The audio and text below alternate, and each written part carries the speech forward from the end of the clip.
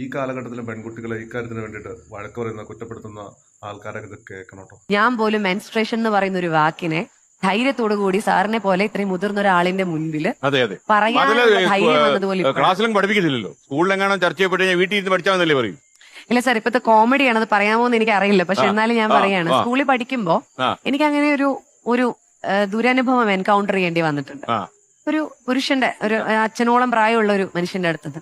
അപ്പൊ അത് വളരെ കുറച്ച് നിമിഷങ്ങൾ മാത്രം നിൽക്കുന്ന ഒരു ഇൻസിഡന്റ് ആയിരുന്നു. പക്ഷെ ഒരു 7ാം ക്ലാസ്സുകാരി എന്നുള്ള നിലയില് എനിക്ക് വീട്ടിൽ പറയാൻ പേടിയാണ്.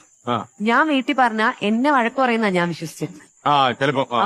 ഞാനിത് വീട്ടിൽ പറഞ്ഞാൽ എന്നെ അച്ഛനും അമ്മയും വഴക്ക് പറയുന്ന ഞാൻ വിചാരിച്ചത്. അപ്പൊ അതായിരുന്നു ഞങ്ങളുടെ കാലഘട്ടം. അപ്പൊ അച്ഛൻ പറഞ്ഞില്ലേ, ഇപ്പൊ ഇത് ഭയങ്കര എപ്പോഴും എല്ലാവരും ഇതിനെപ്പറ്റി അങ്ങ് പറഞ്ഞുകൊണ്ടിരിക്കുക, നിങ്ങളുടെ മൂഡ് സ്വിങ്ങിനെ പറ്റി പറഞ്ഞുകൊണ്ടിരിക്കാന്ന് പറഞ്ഞു. പക്ഷെ അങ്ങനെയൊക്കെ പറഞ്ഞു വരുമ്പോഴാണ് സായിയെ പോലെയുള്ള വളർന്നു വരുന്ന തലമുറ അവരുടെ കൂടെ വരുന്ന പാർട്ട്നേഴ്സിനെ കൺസിഡറേറ്റ് ആവുള്ളൂ. ഇപ്പോഴത്തെ പെൺകുട്ടികൾ പിന്നെ കുറച്ചൊക്കെ തുറന്നു പറയുന്നതുകൊണ്ട് പരിധിവരെ പല കാര്യങ്ങളൊക്കെ പുറത്തു വരുന്നുണ്ട്.